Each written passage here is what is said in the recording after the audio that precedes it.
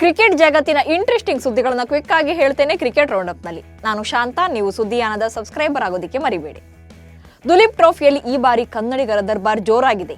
Bharat A ತಂಡವನ್ನ ಕನ್ನಡಿಗ ಮಯಾಂಕ್ ಅಗರ್ವಾಲ್ ಮುನ್ನಡೆಸ್ತಾ ಇದ್ದಾರೆ. ಹಾಗೆಯೇ ಈ ತಂಡದ ಪ್ಲೇಯಿಂಗ್ 11 ನಲ್ಲಿ ಮತ್ತೋರ್ವ ಕನ್ನಡಿಗ ಪ್ರಸಿದ್ಧ ಕೃಷ್ಣ ಕೂಡ ಕಾಣಿಸಿಕೊಂಡಿದ್ದಾರೆ.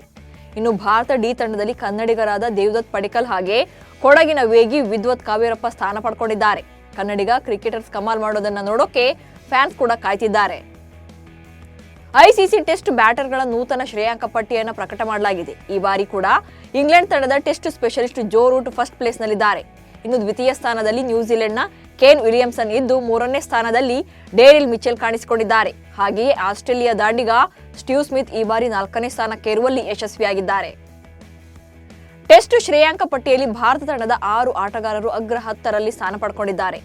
ಬ್ಯಾಟಿಂಗ್ ವಿಭಾಗದಲ್ಲಿ 3 ಸ್ಥಾನ ಪಡೆದರೆ ಬೌಲಿಂಗ್ ಶ್ರೇಯಾಂಕದಲ್ಲಿ 3 ಆಟಗಾರರು ಕಾಣಿಸಿಕೊಂಡಿದ್ದಾರೆ.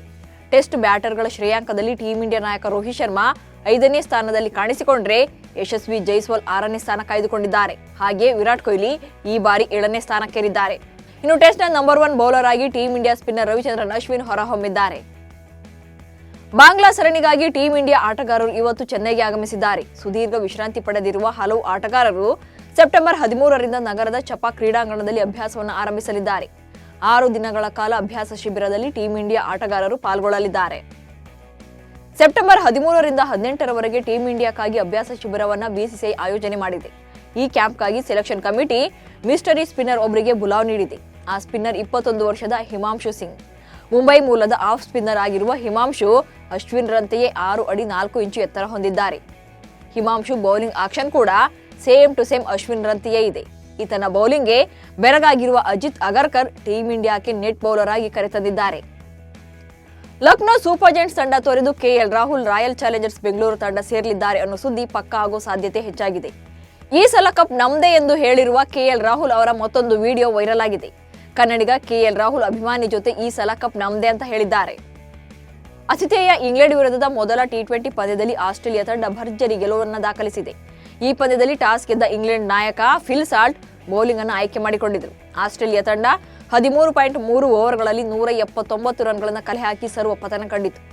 ಈ ಟಾರ್ಗೆಟ್ ಬೆನ್ನತ್ತಿದ ಇಂಗ್ಲೆಂಡ್ ತಂಡ 19.2 ಓವರ್ಗಳಲ್ಲಿ 151 ರನ್ ಗಳಿಸಿ ಆಲ್ಔಟ್ ಆಗಿದೆ. ಈ ಮೂಲಕ ಆಸ್ಟ್ರೇಲಿಯಾ ತಂಡ ಮೊದಲ ಪಂದ್ಯದಲ್ಲಿ 28 ರನ್ಗಳ ಭರ್ಜರಿ ಜಯ ಸಾಧಿಸಿದೆ. ಇಂಗ್ಲೆಂಡ್ ವಿರುದ್ಧ ಮೊದಲ ಪಂದ್ಯ ಆಸ್ಟ್ರೇಲಿಯಾ ಗೆಲ್ಲೋಕೆ ಕಾರಣ ಓಪನರ್ ಟ್ರಾವಿಸ್ ಹೆಡ್ ಅವರ ಭರ್ಜರಿ ಹೊಡಿಬಡಿ ಆಟ. ಟ್ರಾವಿಸ್ ಹೆಡ್ ಕೇವಲ 23 ಎಸೆತಗಳಲ್ಲಿ 8 ಬೌಂಡ್ರಿ 4 ಭರ್ಜರಿ 6 ಬಾರಿಸುವ ಮೂಲಕ 59 ರನ್ಗಳನ್ನು ಗಳಿಸಿದರು. ಇಂಗ್ಲೆಂಡ್ನ ಸ್ಯಾಮ್ ಕರನ್ ಅವರ ಓವರ್ನಲ್ಲಿ ಟ್ರಾವಿಸ್ ಹೆಡ್ 3-4 ಹಾಗೆ ಹ್ಯಾಟ್ರಿಕ್ 6 ಅನ್ನು ಬಾರಿಸಿದರು. ಸ್ಯಾಮ್ ಕರನ್ ಭಾರಿ ಮುಖಭಂಗವನ್ನು ಎದುರಿಸಬೇಕಾಯಿತು.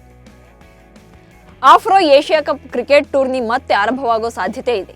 ಏಷ್ಯನ್ ಕ್ರಿಕೆಟ್ ಕೌನ್ಸಿಲ್ ಮತ್ತು ಅಂತಾರಾಷ್ಟ್ರೀಯ ಕ್ರಿಕೆಟ್ ಕೌನ್ಸಿಲ್ ಈ ಟೂರ್ನಿಯನ್ನು ಆಯೋಜನೆ ಮಾಡೋ ಬಗ್ಗೆ ಚರ್ಚೆಯನ್ನು ನಡೆಸಿವೆ. ಅದು ಸಾಧ್ಯವಾದರೆ ಭಾರತ, ಪಾಕಿಸ್ತಾನ, ಬಾಂಗ್ಲಾದೇಶ ಮತ್ತು ಶ್ರೀಲಂಕಾ ತಂಡದ ಆಟಗಾರರನ್ನ ಒಂದೇ ತಂಡದಲ್ಲಿ ನೋಡಬಹುದು. ಅದರಲ್ಲೂ ಬದ್ಧ ಎದುರಾಳಿಗಳಾದ ವಿರಾಟ್ ಕೊಹ್ಲಿ, ಶಾಹಿನ್ ಅಫ್ರಿದಿ, ಬಾಬರ್ ಅಜಮ್ ಮತ್ತು ಜಸ್ಪ್ರೀತ್ ಬುಮ್ರಾ ಅವರನ್ನ ಒಂದೇ ತಂಡದಲ್ಲಿ ಕಾಣಬಹುದು. ಇನ್ನು ಮಹಿಳೆಯರಿಗೂ ಕೂಡ ಅಂಡರ್ 19 ಟಿ20 ಏಷ್ಯಾ ಕಪ್ ಆಯೋಜನೆ ಮಾಡುವುದಾಗಿ ಜೈ ಶಾ ಹೇಳಿದ್ದಾರೆ. ಮಲೇಷ್ಯಾದಲ್ಲಿ ನಡೆದ ಎಸಿಸಿ ಸಭೆಯಲ್ಲಿ ಟೂರ್ನಿ ಆಯೋಜನೆ ಬಗ್ಗೆ ನಿರ್ಧಾರ ಕೈಗೊಳ್ಳಲಾಗಿದೆ. ಪ್ರತಿ ಬಾರಿ ಮಹಿಳಾ ಟಿ20 ವಿಶ್ವಕಪ್ ಟೂರ್ನಿಗೂ ಮುನ್ನ ಅಂಡರ್ 19 ಟಿ20 ವಿಶ್ವಕಪ್ ನಡೆಸೋಕೆ ನಿರ್ಧಾರ ಮಾಡಲಾಗಿದೆ. ಇವೆಷ್ಟು ಇವತ್ತಿನ ಕ್ರಿಕೆಟ್ ರೌಂಡ್ ಅಪ್ ಸುದ್ದಿಗಳು. ನಮಸ್ಕಾರ.